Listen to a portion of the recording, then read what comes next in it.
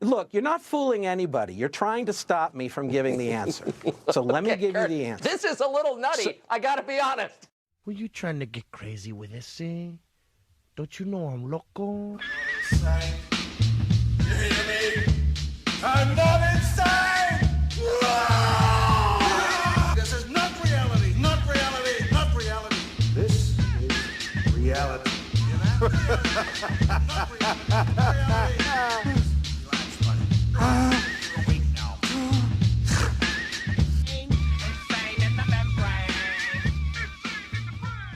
All hail the man called Calamity. Bad luck personified. The answer to the age-old riddle, what would happen to your life if you had sex with that black cat under a ladder?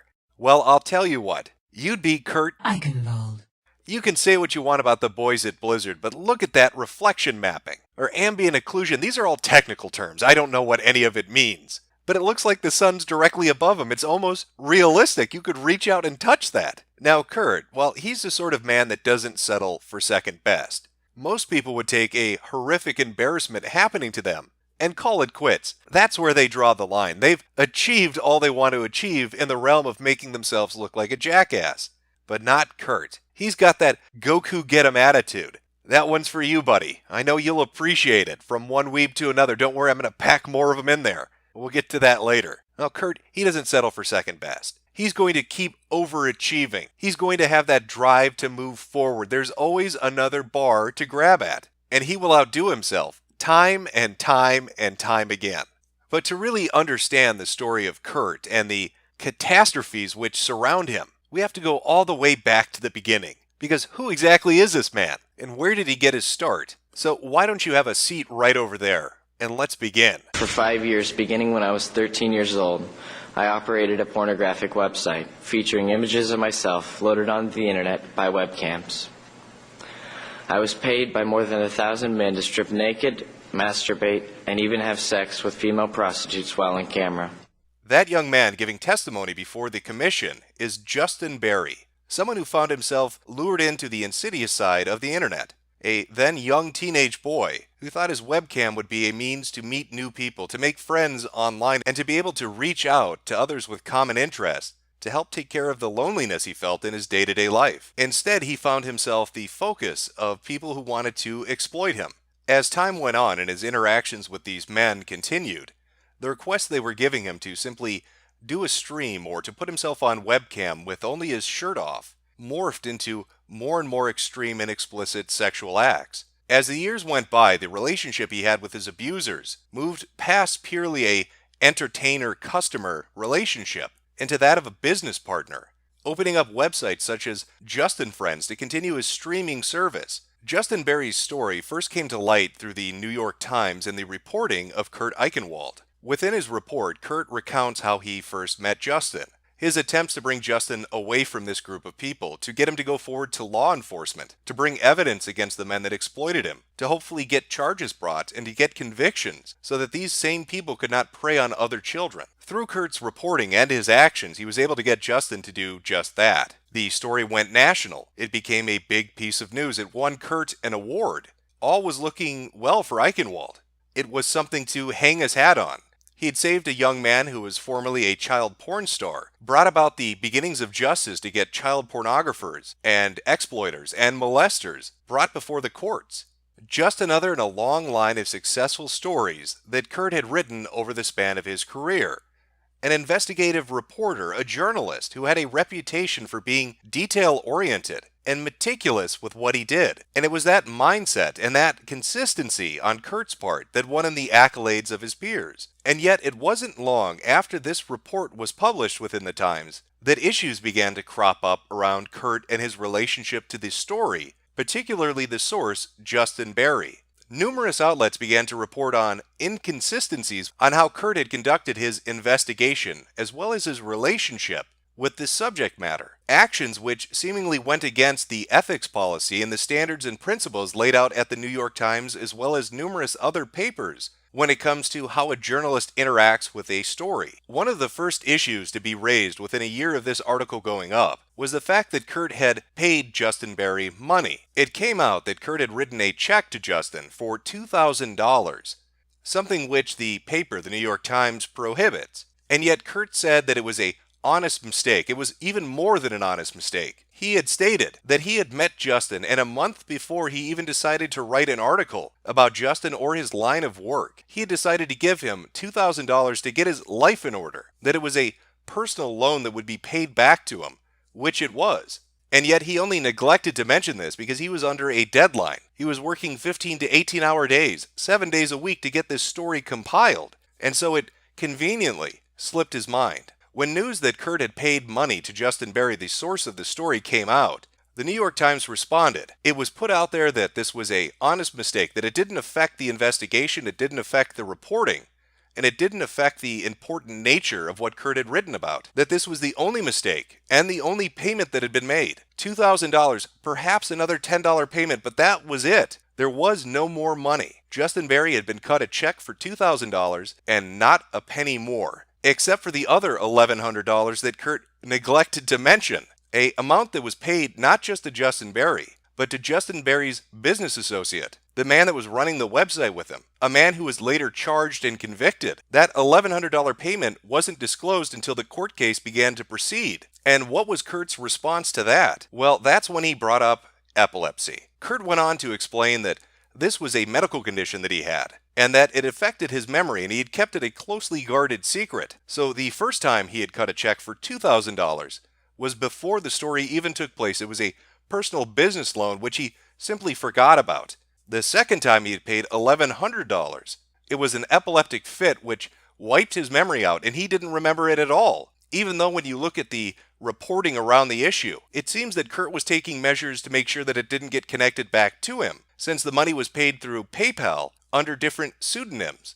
Stranger still is when you begin to look at the timeline of how that money affected Justin Berry's activities, as well as other allegations that came out as reported per NPR. In January of '06, the Times received an email from Mitchell's mother. That was a man that was later convicted, the man that helped run Justin Friends with Justin Berry. Among her accusations was that Eichenwald had FedExed several $1,000s to help fund Berry's website. Eichenwald blew off the accusation, calling it, quote, a crappy lie. The NPR coverage of the Eichenwald story and the subsequent fallout from it raises some interesting questions. Why was it that after twice being shown to be inconsistent with the truth, whether that was a lie of omission, an intentional lie, or an impaired memory, why is it once all that information had come out that the New York Times didn't go back and look at the email they received from a man directly connected to the case, from his mother, saying that Eichenwald had personally paid thousands more to get Justin Berry to open up another website? Now that other website, the Justin Friends one, why is that so key to this entire story? Well, a Gawker article might actually shine some light onto that. This is back from 2007. Kurt Eichenwald has some splaining to do. In the article, it goes over the details about the initial $2,000, which wasn't mentioned. And it sets forward a timeline. Now, there are a few key pieces of information that come forward from this that tie back into the money that Eichenwald had given Berry. The first being that JustinFriends.com suddenly became active again. This website, which had existed but was completely defunct at this point, suddenly goes active once more. And it goes active once more after the money was received from Eichenwald by Justin Berry. Now, the second, more contentious piece of information that comes to light from this particular article, as relating back to Justin Friends, is that after the website became active once more, Justin puts on several shows. These are legal. Justin is almost 19. He also uploads videos of himself when he was 17, as well as a video of him masturbating with an underage boy named Taylor. This is a frequent claim by a person who claims to be a business partner of Justin Berry, Timothy Ryan Richards, or his supporters. Richards was convicted in October 2006 of distribution of child pornography, as well as other counts. It is unverifiable. When you gather together all these different sources, all the reporting that's been done about Kurt Eichenwald, about the New York Times, and the story on Justin Berry,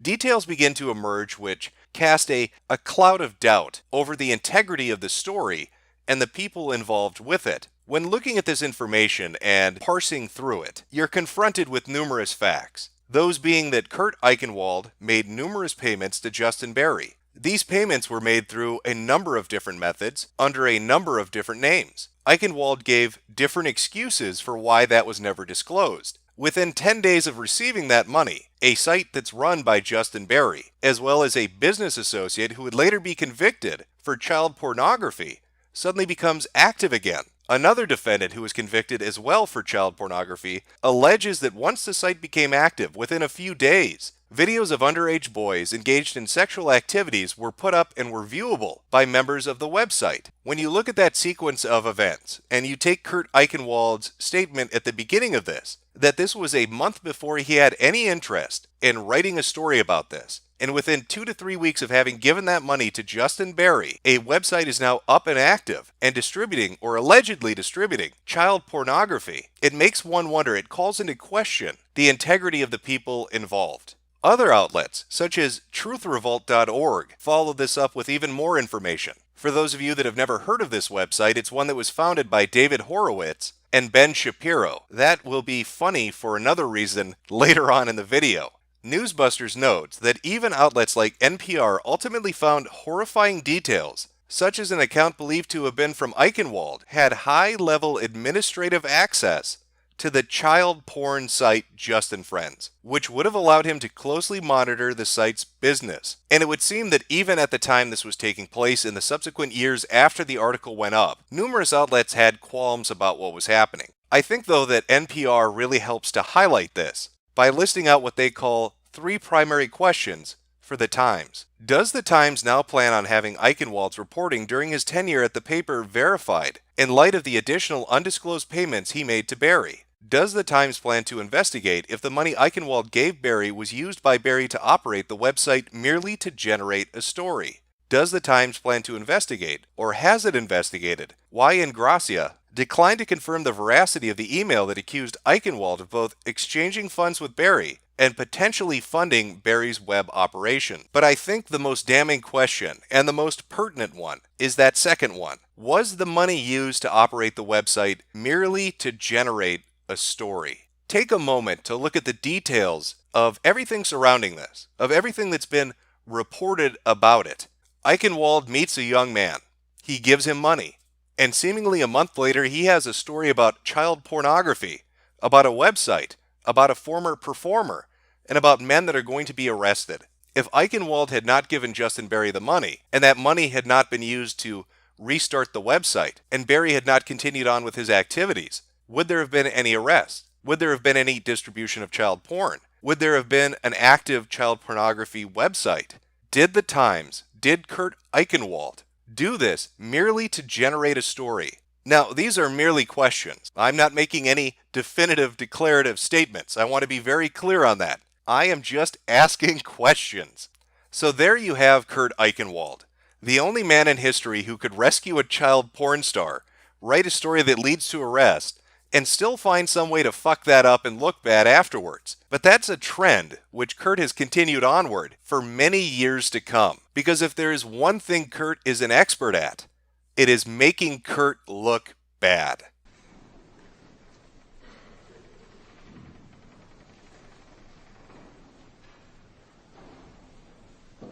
I just had a seizure.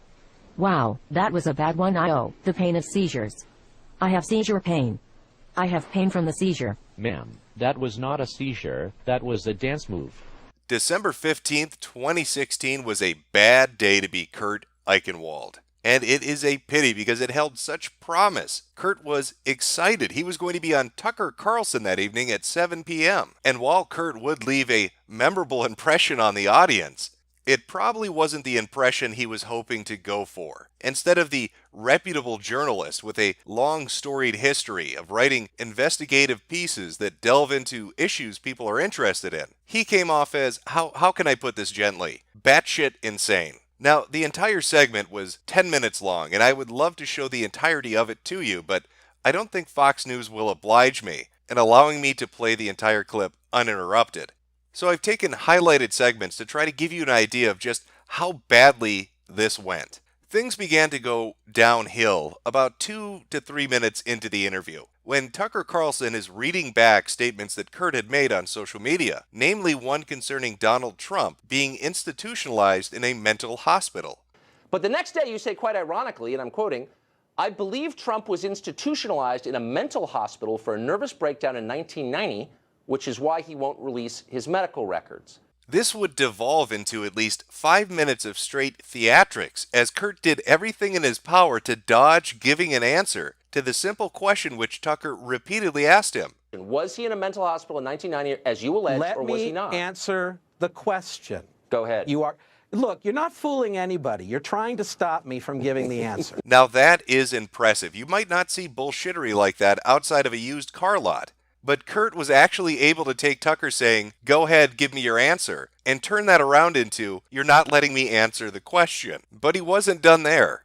Okay. So I think let's that go you're humiliating to, yourself by your unwillingness to answer a simple question. So please answer it. I am trying to answer the question. Do you have evidence he was in a mental unlike hospital in on your 1990, or don't world, you? reality is not always able to give you a yes or no answer. Well, let's hop aboard the crazy train then and take that fucker all the way down to imagination land. Because apparently reality isn't going to allow Kurt to give us a coherent answer. Now this farce continued on for a good 5 solid minutes, inevitably leading Tucker to have to ask him another one.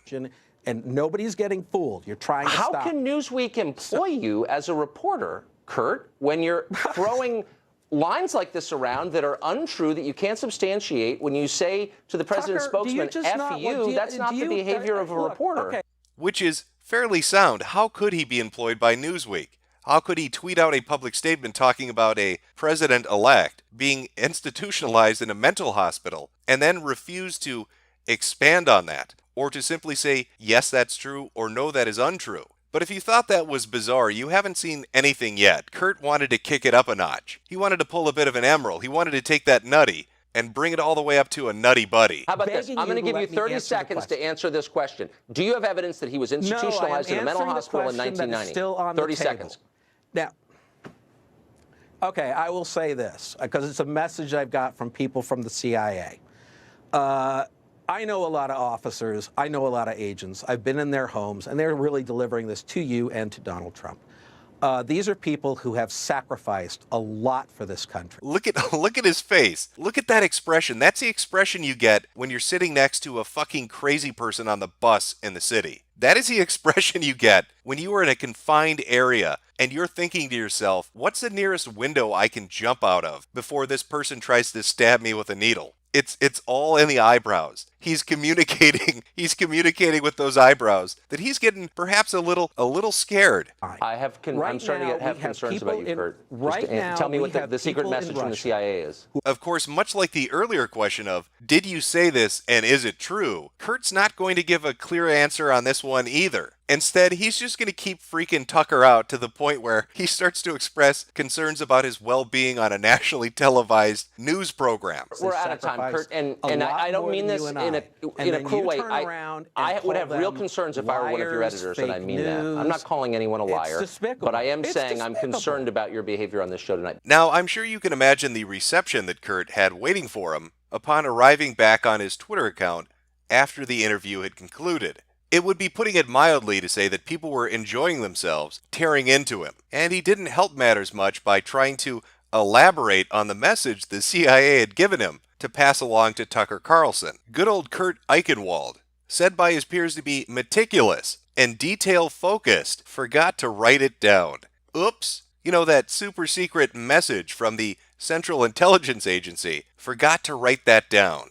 Even though I had a giant binder when I was on your show from analyzing everything you said so I could bring it up to argue with you about. The message from the CIA directly to you, though, forgot to scribble that one down. Maybe it was up on the fridge next to bills that were due at the end of the month, and I just tossed it out without thinking about it. It's probably in the garbage with the cable bill. But to have a truly terrible day, you need more than one thing to go wrong. You need at least 3 of them. And here's number 2. Amidst the fallout from the Tucker Carlson interview, as people were digging into him and mocking him for looking like an asshat, Sebastian Jones, a freelance journalist, decided to dredge up the entire Justin Berry situation, linking to previous articles and discussing inconsistencies with Kurt's reporting and questions that still surrounded what had happened. So there Kurt is, in the middle of a miniature shitstorm, one that he's helped to fuel with his appearance on television, with questions about his past being dredged up, All of these horrible things being said by these mean people on social media are all happening at once. What could possibly make it worse? I know. How about a seizure? Replying to Jew Goldstein, this is his wife. You caused a seizure. I have your information, and I called the police to report the assault. As if Kurt's luck wasn't bad enough on the 15th, he was memed in the first degree, so terribly so, that he was on the floor shitting himself and seizing, and his wife had to take over his Twitter account to let everybody know about it. No, she didn't focus on her husband and his medical emergency. She wasn't holding his hand or telling the kids to get the car to come around. She was making sure all his Twitter followers knew that he was having an epileptic fit. She made sure to update everybody on his status, wanting to give those real-time updates, the things that people are really concerned about. His health can wait. His Twitter followers need the deets immediately. Now, this tragic event led Kurt to get in contact with law enforcement, with the FBI, with a lawyer, to subpoena Twitter to get the information of the user who had done this. And while the case was moving forward to identify this individual, to strip them of their anonymity, to arrest them for gifting somebody on Twitter, Kurt did the media tour. He went on Good Morning America to discuss the horrific events of that evening. Apparently, I can't look at my Twitter feed anymore, but apparently a lot of people find this very funny. Now, the man responsible, John Rain Ravioli, doesn't sound very Jewish. Maybe Goldstein is just a nickname his friends at college called him. He was arrested and charged and put on a $100,000 bail and was facing federal prosecution for cyberstalking. However, those charges were dropped. He still does face one count of assault with a deadly weapon in Dallas County, a charge that carries a hate crime enhancement. On top of that, Kurt is suing him for monetary damages. While it may be a while before we see the final outcome of this case, and if gifting somebody on the internet is going to send you to prison, one thing does sort of stick out, and that is, once again, the convenient epilepsy coming to save Kurt from embarrassment or ridicule. Much like the case with Justin Berry, where he was having memory lapses to explain away the improprieties of paying a source, after Kurt had gone on national television in a disastrous appearance on Tucker Carlson, he suddenly was gifted and had an epileptic fit leading to a seizure, which changed the news cycle. And that's not to say that Kurt doesn't have epilepsy, or that the epilepsy he may have triggers seizures. That is just to say that it is a remarkable coincidence.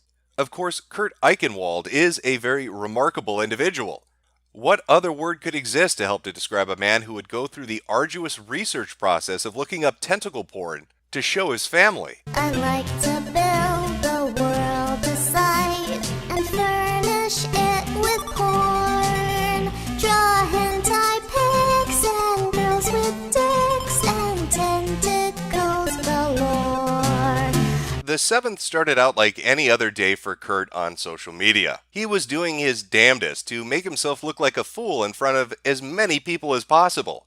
On this particular day, he was trying to prove the validity of something he said was sent to him. It was a flyer warning about the Jews. But how could he go about that? People were doubting what he was telling them. And so Kurt, being the meticulous and detail-oriented type of person that he is, decided the best way to prove that he had this particular item, that this was sent to him in real life, was to pull out his phone and take a screen cap of it. So he held up that pamphlet right against his computer monitor and he snapped a picture. Now, for most people that browse the internet, be it an image board or a forum, you've probably come across a form of a meme, a joke that's floating out there, and maybe you've wondered why that exists.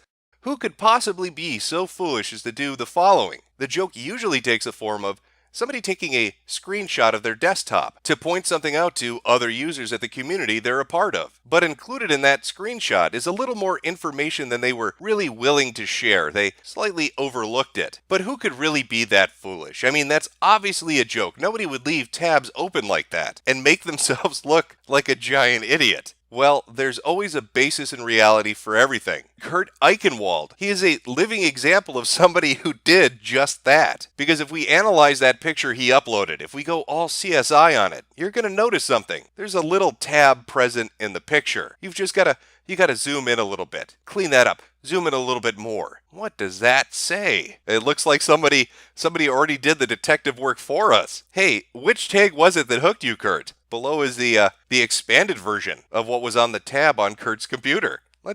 Let's take a look. Let's read through it and see what our journalist extraordinaire has been looking at. B. Chiku, English, Saha decensored. Male, dark skin, glasses, schoolboy uniform. Female, BBW, big ass, big breasts, bike shorts, bikini blowjob, defloweration, face sitting, glasses, impregnation, MILF, Nakadashi, schoolgirl uniform, smell.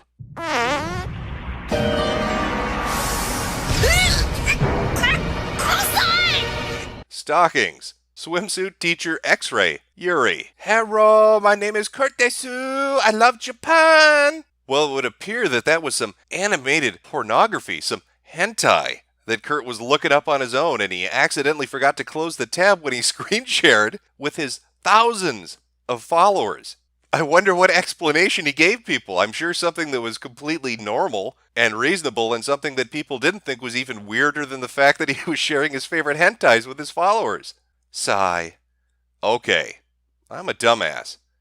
Believe it or not, my kids and I were trying to convince my wife that tentacle porn existed.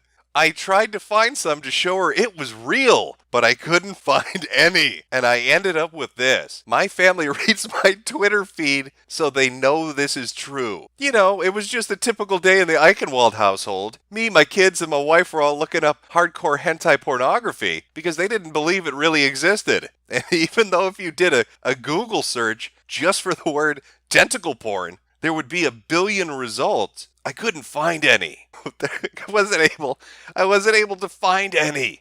And I ended up with this. Well, that's a little strange, because when I'm looking at the tags that are included in this particular tweet, Kurt, I don't see anything related to tentacles in it. But maybe I need to pay closer attention to the tags. Maybe let's see if we can puzzle it out. Why would you have stumbled on this one in your innocent search to show your children tentacle pornography? Well, there's Nakadashi, which translates to pies. Now, I'm not sure what kind of pies those might be, Kurt. I'm sure they're creamy, but I don't think they're tentacle related. Big breast, no. Blowjob, I don't think so. Could it be smell? Could you be smelling the octopus or squid that's coming to gang rape you? I mean, maybe. X-ray? I don't know. Maybe it's a schoolboy uniform, Kurt. Maybe the schoolboy uniform's what drew you here. You know, in your search for tentacle pornography to share with your family. Within a day's time, Kurt tried a new tactic after being the object of ridicule for much of the internet and all the people on Twitter having a great laugh at his expense. He hit them with this gem. Even if I was reading Japanese porn, what would be the big deal? I've read porn in my life. Not into cartoons, though. Are you guys Puritans or 8? Stop being so uptight, soccer moms. So what if I like to hang out with the kids and the wife looking up hardcore hentai? That's a normal red-blooded American thing to do. Like apple pie. Or as my honorable friends would say, apple Nakadashi. Now, originally, I had planned on leaving this as one long-form video. But Kurt being Kurt has given me so much content to work with, that's nearly impossible, because even as I was working on this, even as I was editing it together, Kurt found himself once again in the middle of a miniature shitstorm which he had created. And so because of that, I'll be splitting the video here. I'll have the second part up tomorrow, where we'll continue on with the magical adventures of Kurt Eichenwald. Everything from threatening to dox lawmakers, to threatening to sue or blackmail YouTubers, or getting into fight with school shooting survivors. And I'll finally be able to put forward my theory that I call the Kurt Eichenwald J-curve. And trust me when I tell you, we are only just getting started. Kurt has quite a ways down to go, and he is aiming for rock bottom.